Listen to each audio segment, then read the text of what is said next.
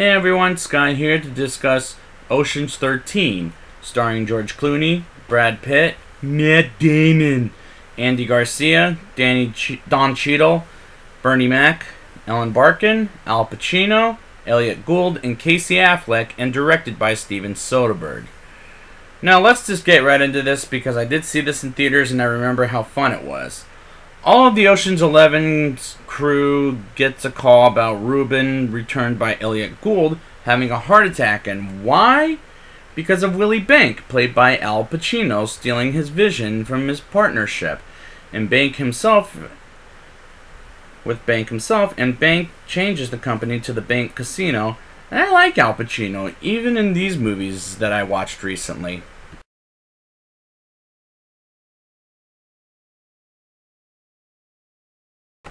And I like him as a villain in this movie.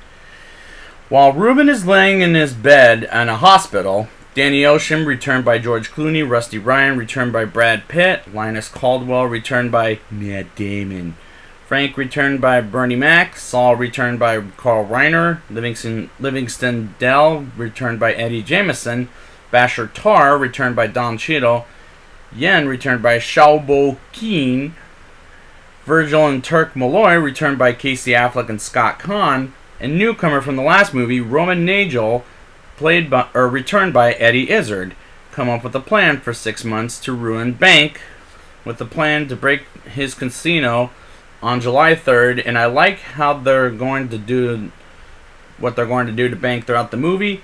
I can follow this plot better than last time. Yes, I said it last time.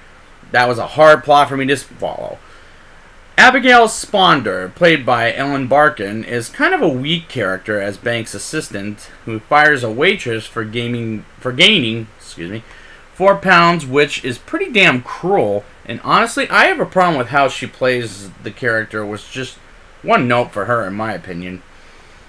There are times when the camera shakes, but it was less distracting than it was last week, and the camera shots are better handled than last time, and the music choice is much better here than last time.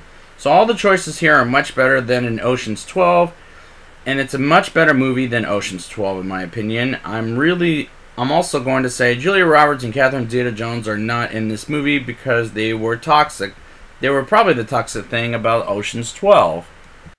A hotel critic comes to the Bank Casino and hotel, and he is being mistreated there, and I felt so bad for him while Saul is getting the VIP attention, and he's not, so that makes him the VUP from what he says in the movie, and he's having the worst experience at the Bank Casino, and I really liked that character, to be honest, because I felt so freaking bad for him. Vincent Cassel's character, Francois Toulor, forgive me if I said that wrong, is back spying on the tricks the Ocean's 11 are pulling off, and I like seeing him back in this movie, but why is he here? We'll find that out at the end when he was hired by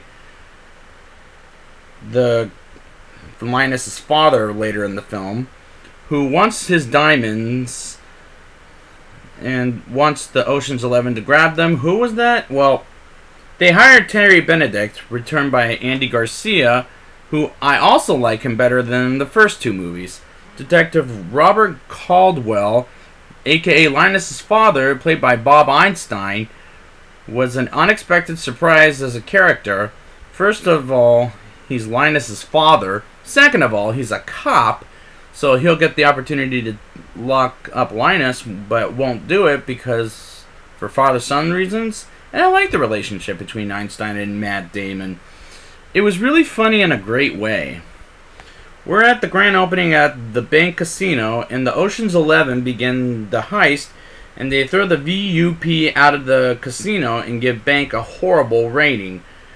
Meanwhile, Linus has Abigail in his room, and they start kissing, while Bank Livingston gets thrown out of the casino, and Rusty brings Ruben to the casino, and Basher dresses as an American Elvis, demanding his money in cash while distracting Bank from the FBI mugshots, and Rusty puts in coins and decides to give somebody else the luck, and I love when that happens. This happens twice in this movie. One and only luck, but it's great to see Ruben back in the Ocean's 11 crew, I must confess.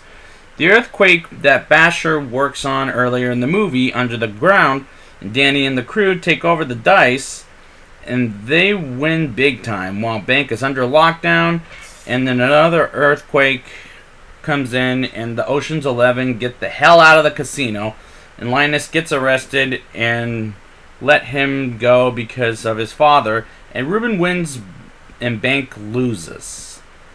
And Benedict loses his...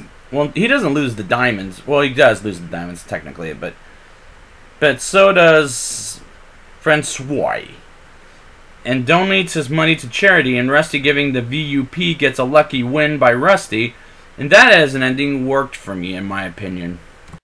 Now it's time for the rating. I'll give this movie a 7.6 out of 10.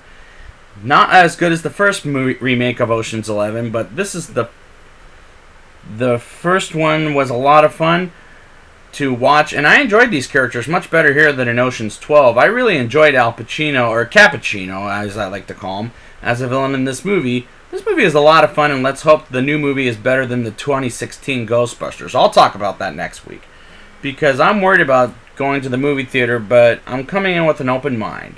So I'd like to thank you guys for joining me, and next week I will be back with Ocean's 8. And until next time, game over.